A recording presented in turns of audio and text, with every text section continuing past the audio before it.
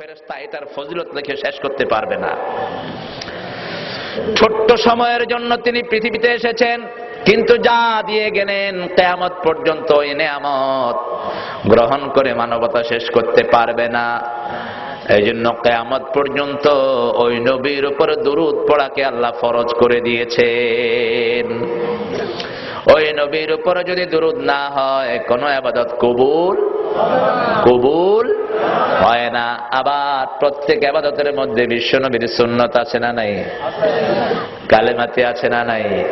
লা ইলাহা ইল্লাল্লাহু মুহাম্মাদুর রাসূলুল্লাহ সাল্লাল্লাহু। আমরা সেই নবীর উম্মত হতে চাই। আপনারা সবাই চান তো? সবাই চান?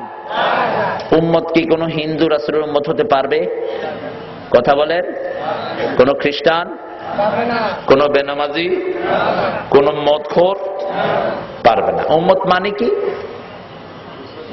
উম্মত অর্থ অনুসারী। উম্মত কোরআন শরীফে একটা শব্দ। সেদিন ইব্রাহিম আলাইহিস সালাম একা একজন মানুষকে আল্লাহ উম্মত বলেছেন। সুবহানাল্লাহ বলেন। আমরা আমাদের জীবনের সব জায়গায় একজনের আদর্শ মানব, তিনার নাম মুহাম্মদ সাল্লাল্লাহু। সেই আদর্শ মানার জন্য প্রথম দল করতে হবে যার, তিনার নাম মুহাম্মদ সাল্লাল্লাহু। বিশ্ব নবীর দল ছাড়া কারো দল করব না, রাজি আছেন? আমাদের দেশে অনেক দল আছে না নাই? যত দল নবীর আদর্শ ছাড়া সবগুলো এখন জেলখানায়, ঠিক কিনা? যত নেতার মধ্যে নবীর আদর্শ নাই বেগুনন দৌড়ের দে, না দৌড়ের দে। আপনাদের চট্টগ্রামের একটা আছে ডাকাত, কক্সবাজারের আশেপাশেই বাড়ি। কক্সবাজারের রিক্সাওয়ালাদেরকে বললাম তোমরা কেমন আছো? আমরা খুব গম আছি। বললাম কি জন্য? এক ডাকাত আমরা মাটি খাই ফেলাই গিয়ে। কক্সবাজারের মাটিও খেয়ে ফেলেছে। একজন রিক্সাওয়ালা বলছে, সাধারণ রিক্সাওয়ালা। ইসলাম সবসময় সাধারণ মানুষ থেকে রিপোর্ট নিত, রিপোর্ট নেয়। বিশ্বনবী সাল্লাল্লাহু আলাইহি ওয়াসাল্লাম সাধারণ মানুষ থেকে রিপোর্ট নিতেন একজনের ব্যাপারে। সুবহানাল্লাহ বলেন। আবার সাইয়েদনা ওমর, সাইয়েদনা আবু বকর, ইসলামের চারজন খলিফা যখন জনপ্রতিনিধি নিয়োগ করতেন সাধারণ মানুষ থেকে তার ব্যাপারে রিপোর্ট গ্রহণ করতেন। জনসভা ডেকে জিজ্ঞেস করতেন লোকটা কেমন। সাধারণ মানুষ যদি তার ব্যাপারে ভালো সার্টিফিকেট দিত তার জন্য দোয়া করা হতো, তাকে বহাল রাখা হতো।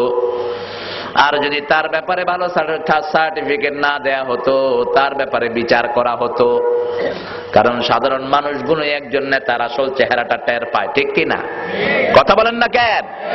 একজন নেতা ভালো সবচেয়ে সহজভাবে জানবেন তার প্রতিবেশী থেকে। দেশের রিকশাওয়ালা, দেশের কুলি কামার, সবচেয়ে খেটে খাওয়া মানুষ যারা, এরা আসলে টের পায় যে আমাদের মাথায় কি বসেছে। আপনি সাতকানিয়াতে গেলাম, আমি সাতকানিয়া রিকশাওয়ালাকে জিজ্ঞেস করেছি আপনাদের নেতা কেমন ছিল? কয় আল্লাহ তার হায়াত দারাজ করুক। আলহামদুলিল্লাহ কইবেন না? বললাম কোন টাকা চুরি করেছে কিনা? কয় না, নিজের পকেট থেকে দিয়েছে। আল্লাহু আকবার। সেজন্য নবীর সুন্নতের সাথে আমরা থাকতে চাই, সুন্নতের বাহিরে আমরা কেউ যাব না। রাজি আছেন? দেখি কারা কারা রাজি আছেন, দুই হাত তুলে আল্লাহকে দেখান। বলেন হে আল্লাহ, জীবনে আর কারো দল করব না, বিশ্ব নবীর আদর্শ ছাড়া আর কারো আদর্শ মানব না। আমিন ইয়া রাব্বাল আলামিন। আমাদের দেশের কোন এক নেতা এক মিটিং এ দাঁড়িয়ে বলেছেন, তার ওই আলোচনা রেকর্ড হয়েছে, আমার আদর্শ হলো ইন্দিরা গান্ধী। আর এক নেতা বলেছে আমার আদর্শ হলো বাসানি। লোকটার নামের আগে মাওলানা ব্যবহার হতো, কিন্তু মাওলানার ম তার মধ্যে ছিল না। ধোঁকাবাজদের মধ্যে সর্বশ্রেষ্ঠ ছিল এই লোকটি। সারা জীবন মাউসুতের রাজনীতি করেছে এই লোকটি। বিশ্বনবীর রাজনীতি তার জীবনে ছিল না। আদর্শ মানে সে মাউসুতের। এই জন্য তার হজের জন্য সে নিয়ত করেছে, আল্লাহ তার হজ কবুল করেন নাই। কাফনের কাপড় পরেছে, রাতের বেলায় দুনিয়া থেকে বিদায় হয়ে গেছে। আরেকজন বলেছে আমি লেনিনের আদর্শে বিশ্বাসী, আরেকজন বলেছে আমি কার্ল মার্কসের আদর্শে বিশ্বাসী। আর আমরা বলি আমরা শয়নে স্বপনে যেই নবীর আদর্শে বিশ্বাসী, সেই নবীর নাম মুহাম্মদ সাল্লাল্লাহু। কোরআনের শুরু থেকে আমার নবীর কথা আছে না নাই? সূরা ফাতিহাতে আছে না নাই? কোন জায়গায়? কোন জায়গায়? এই সূরা ফাতিহাতে কোন আয়াতে কোন তো? সূরা ফাতিহাতে আছে বিশ্বনবীর নাম আছে। মুহাম্মদ হামদুন থেকে, কি থেকে বলেন? হামদুন থেকে মুহাম্মদ সাল্লাল্লাহু আলাইহি ওয়াসাল্লাম। গত পরশু দিনের আগের দিন সারা দেশে একটা অনুষ্ঠান হলো। অনুষ্ঠানের নাম হলো বলেন, এসে হয়ে বৈশাখ তোমার আদর করি। আহা, কি সুন্দর সুন্দর গান সারা দেশে শুনলাম। ঢাকাতে শুনলাম বৈশাখী মেঘের কাছে জ্বলছে তুমি কাঁদবে আমি চাই না, তুমি কাঁদবে আমি চাই না। তুই পানি বৈশাখীর কাছে চাইবি কেন? পানির মালিক কে? জোরে বলেন। এই অনুষ্ঠানটা হলো মুশরিকদের অনুষ্ঠান। এই পহেলা বৈশাখের সাথে ইসলামের কোন সম্পর্ক? চিৎকার করে বলেন সম্পর্ক। যতগুলো এই অনুষ্ঠান করেছো শিরকের গুনায় গুনাহগার হয়েছো।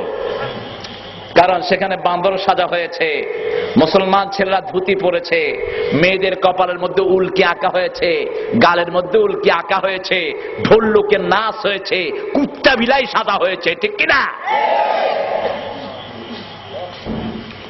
আমরা বৈশাখের কাছে কিছুই চাবো না। পানির মালিক কে? নাজিল করেন কে? ওয়ানজালা মিনাস সামাই মাআন ফাআখরাজা বিহি মিনাস সামারাতি রিজকাল লাকুম ফালা তাজআলু লিল্লাহি আদাদান ওয়া আনতুম তা'লামুন। কি সুন্দর করে আল্লাহ বলছেন, আমি আকাশ থেকে পানি নাজিল করি, সেই পানি দিয়ে তোমাদের শস্য শ্যামল বাংলাদেশ হয়, শস্য শ্যামলিমায় সারা পৃথিবী ভরে। মরা জমিনটাকে আমি পানি নাজিল করে জীবিত করে দেই। কে করেন? শীতকালে এক রকমের পানি বর্ষণ করি, গরমকালে আরেক প্রকারের পানি বর্ষণ করি। শীতের বৃষ্টি আমি গরমে দেই না, গরমের বৃষ্টি আবার শীতে। শীতে যদি ভারী বৃষ্টি দিতাম তাহলে কোনো শাকসবজি তোমরা খেতে পারতা না। কুয়াশার সুন্দর চাদর দিয়ে ঢেকে দিয়ে, কুয়াশার বিন্দু বিন্দু পানি দিয়ে শীতের সবজিগুলোকে আমি তাজা করে দেই। আর যখন শীত চলে, ফেরেশতা এটার ফজিলত লিখে শেষ করতে পারবে না। ছোট্ট সময়ের জন্য তিনি পৃথিবীতে এসেছেন, কিন্তু যা দিয়ে গেলেন কিয়ামত পর্যন্ত এই নেয়ামত গ্রহণ করে মানবতা শেষ করতে পারে।